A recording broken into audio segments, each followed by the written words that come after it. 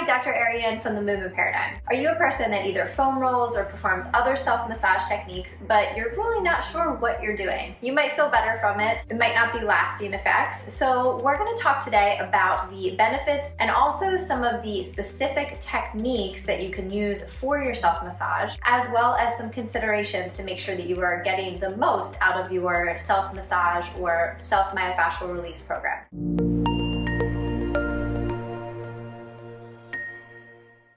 There are a lot of different terms thrown out there, from trigger point release to rolling to releasing to self-myofascial release. So what we're referring to in this case is a soft tissue treatment or management of the tissues, including the muscle and the fascia, and this is specifically used for immobility and or pain. So what is actually happening when we're using a lot of these different techniques and tools, foam rolls, balls, fingers even? So we are essentially using a mechanical force, so an external mechanical force, to create a neurophysiological response, essentially to achieve whatever nervous system response that we are seeking.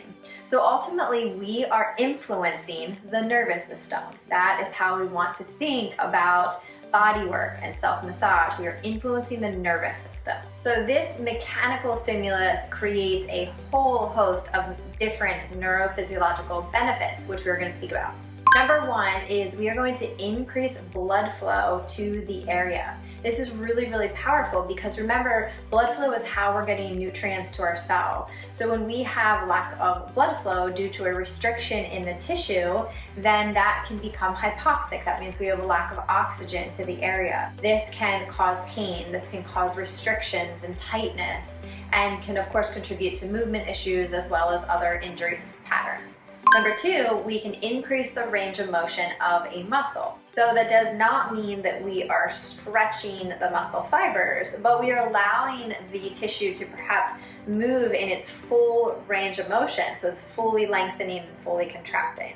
Number three is you can decrease your DOM, so delayed onset muscle soreness. So you can use this as a recovery technique, just as we mentioned, increasing blood flow and promoting recovery.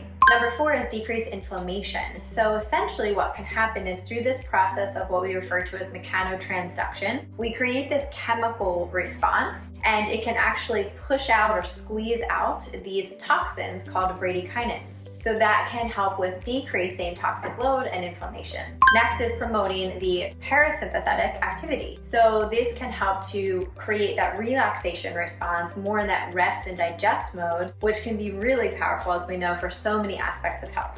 Number six, it can also decrease arterial stiffness as well as potentially decrease blood pressure as well. So once again, this can be a great recovery technique that can be integrated into a well-rounded program.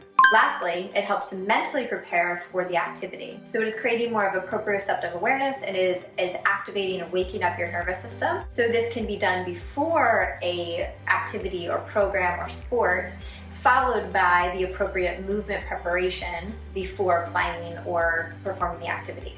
All right, so now that we talked about some benefits, let's just quickly talk about what you are not doing when you foam roll. We are not breaking up knots or adhesions. Your fascia needs 2,000 pounds per square inch of force to tear. So we are not doing that. Number two, you're not pressing stop on a trigger point. There are way too many other things to factor in to make sure that you are influencing the nervous system in the way that you want to.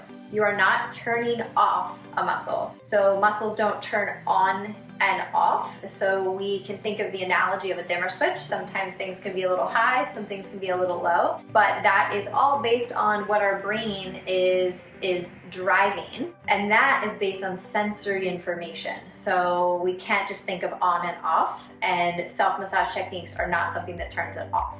Just like you're not breaking up adhesions, you are not melting fascia either. Once again, that fascia is very, very, very, very strong. It's the glue that holds us all together. It is our ectoskeleton, our force transmission system. It is way too powerful for us to be breaking things up. So we're gonna go over 3 different techniques that you could use in your self-massage program. if appropriate for you. Well, what is the intention behind what you're doing? So it should not be aimless foam rolling all over the body just because. There should be a reason why you're doing each technique. So the pin and hold technique is our first technique. So the pin and hold technique is actually targeting the Golgi tendon organ, which is going to be part of our tendon. So we want to move towards the insertion origin of the muscle. Now you may not know where all of those are, and that's okay, but for the purpose of right now, I'm just going to stick to an easy location, which is just the pec minor. So it's just a small muscle here. So if I were going to do a pin and hold technique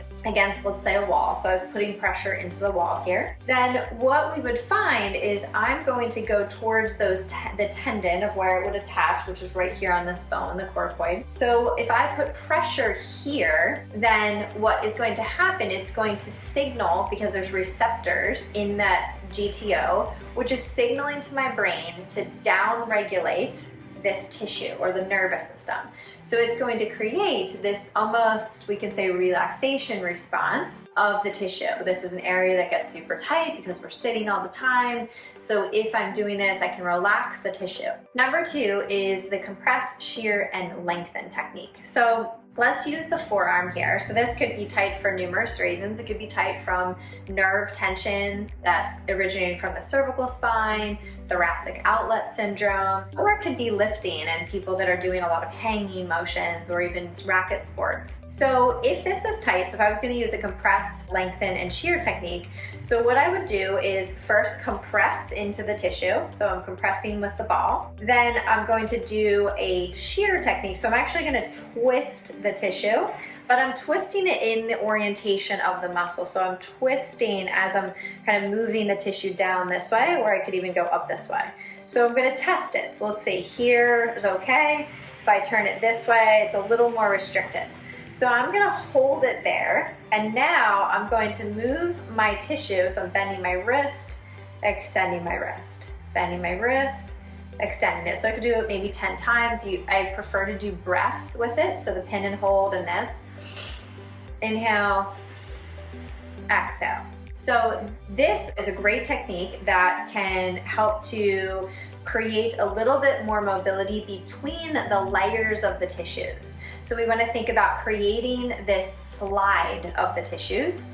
So we're not, again, breaking anything up, but we are creating a little bit more movement and ease of movement between the layers of the tissue. Number 3 is the flushing technique. So there are so many different tools that could be used with the flushing technique. I'm just going to use the foam roll today. It can be used with the stick mobility. There's the helix from RAD. Lots of different tools. So the flushing technique, we want to think about this. I'm just going to do it from a standing position just to keep it simple. The flushing technique is going to be a smooth, light technique. So we're just going over the tissue. So I would ideally be lying down. So just going over the tissue, nice and soft. And so what this is doing is actually promoting more fluid. So we have hyaluronic acid, which is the fluid in between the fascial layers. So when we're using this flushing technique, we're promoting this more viscous, supple environment for the tissue. So this can be really powerful when the tissue is really sticky, when there's a lot of restrictions that could be from systemic inflammation and so on. But this will help to provide a little bit more fluid and actually move the lymph, because the lymph is right below the skin there. So just a really nice technique that could be used for recovery. It's a great time to do that. All right, so now let's do some take-homes. So number 1 is we want to know why we're doing self-myofascial release or self-massage techniques. So you should not be doing this aimlessly. You should always have an intention behind it, and really you want to target specific tissues. So whether that's someone evaluates you and enlightens you on what may be restricted, or you have figured it out yourself, it's really important to know why you're doing it. And of course, what you're actually doing when you're doing it, so that we know we're not breaking up adhesions, we're not breaking up knots, we're not just stopping trigger points, that there's really this nervous system response that we are creating. We're using this mechanical force to create the nervous system response that we are seeking. Perhaps it's just a relaxation of the tissue. Perhaps it's more blood flow and circulation. But we are going to seek certain benefits, and that should be the goal of our self-massage treatment. And last but not least, after you do any of these techniques, you want to think you have about a 10-minute window to really optimize what you just did. So after you are doing your technique, you want to think about moving your body, especially that tissue, in its full range. So for example, if I'm going to do a pec release here as I demonstrated, then I'm going to want to open that motion. So perhaps I'm doing a half kneeling or standing archer where I'm using that tissue in its full range here. So we want to think about really inhibiting the tissue perhaps, and then not only lengthening the tissue in its active range, but then also activating. So now we want to use it in its new range, or we want to try to restore any muscle imbalances that might exist. All right, well, hopefully that was helpful for you. Please make sure to like it, share it with friends and family, give a little comment if this was helpful, or if you'd like to hear different content that I can assist you with. Thank you as always for supporting the Movement Paradigm. Please feel free to subscribe to our YouTube channel, The Movement Paradigm, for weekly tips on mindset, nutrition, and movement. Until next time.